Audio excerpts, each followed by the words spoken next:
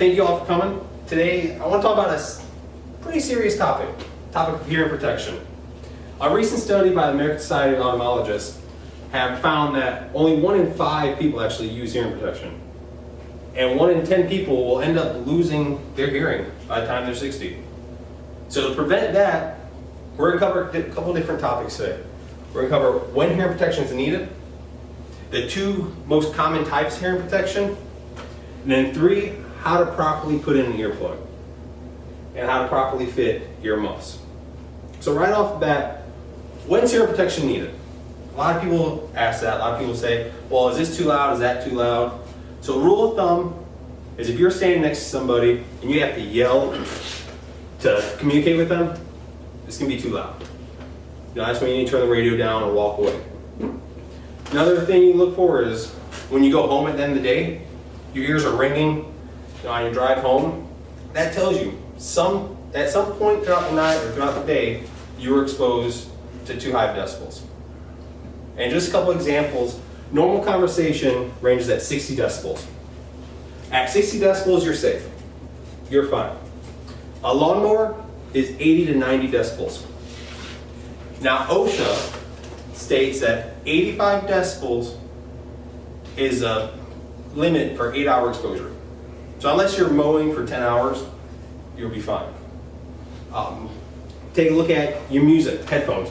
You got max volume, that's gonna be 100 decibels. So at 15 minutes of listening to max volume on your headphones, you start experiencing hearing loss. A gunshot is anywhere between 140 and 190 decibels. That's immediate. As soon as you don't have your hearing protection in, you fire that gun or stand too close to the firecracker, that's immediate hearing loss. You're immediately causing damage to your ear canal and your cochlea. So that's some examples how to tell if you need it, if you've been overexposed. Now the next thing is, what can you do to protect yourself? So we're going to take a look at the 2 most common types of hearing protection. One is going to be the earmuffs. Earmuffs are going to be the most simplest form of hearing protection.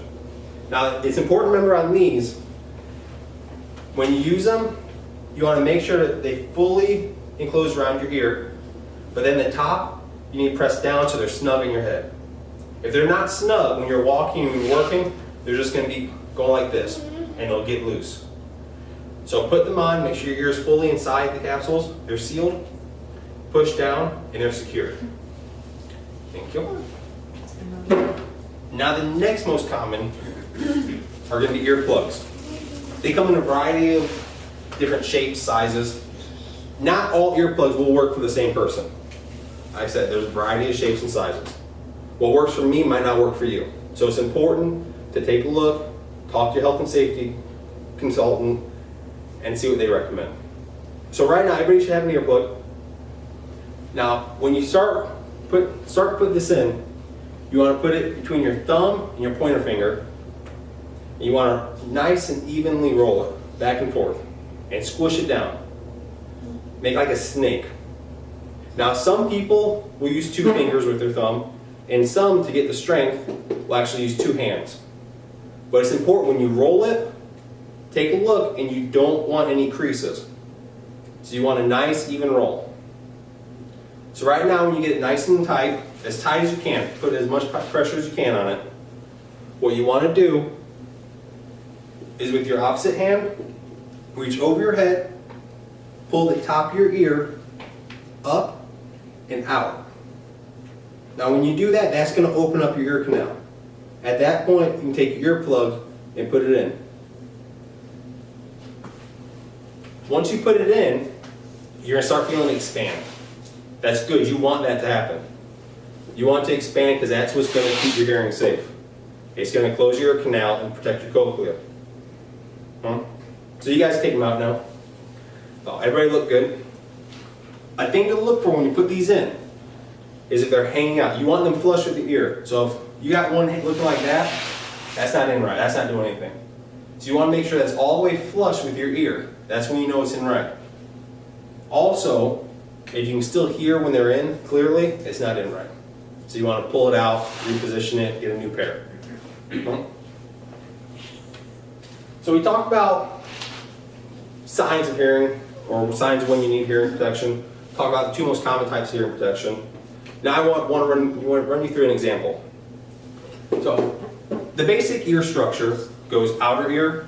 You have your ear canal, which is a tube funnel that runs to your inner ear.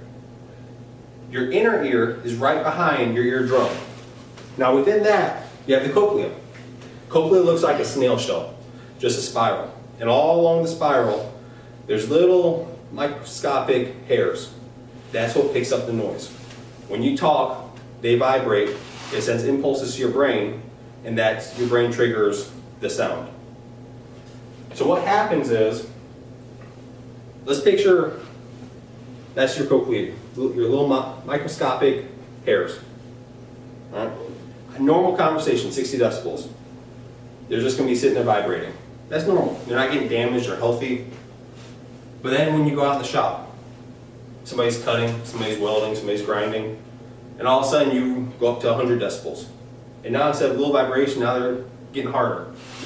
Now they're starting to get a little damage. Now on your way home, you crank the music up, drive home singing, and all of a sudden they're really vibrating at that point. They're going crazy.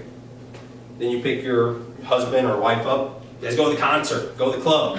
And now they're jamming. They're just going crazy right now. You get home, go to sleep, they'll heal. They'll go straight. But with all that going on, with the music and everything, all your jamming, they're not really straight anymore, right? They don't look that healthy. What happens over time is the more they bend and the more they straighten up overnight when you sleep, just like everything else, they're going to bend, they're going to start snapping off. That's when you start getting hearing loss. Every time they snap off, that's hearing loss. Now think to yourself right now, take this fine little girl in the audience.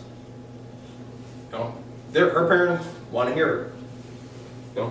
You want to hear your grandchildren. Think of what's your favorite sound? Think of it. Go ahead, you can say it. What's your favorite sound? My favorite sound is the unicorn horn. So a unicorn. Ocean. Now what happens, an ocean? Now what would it feel like to not be able to hear that anymore? What would it feel like not to be able to experience your child hearing it for the first time? So think about that. Next time you go home and your ears are ringing, next time you have to yell when you're right next to somebody, remember this. Your ear hairs, they're just vibrating away. They're going to do their job. But like I said, they're going to keep dying every time they have to do it. So use your earplugs, use your earmuffs, and protect them. That way you can hear a unicorn, you can hear the ocean. So I'd like to thank you guys for your time. I appreciate it. And if you have any questions, please let me know.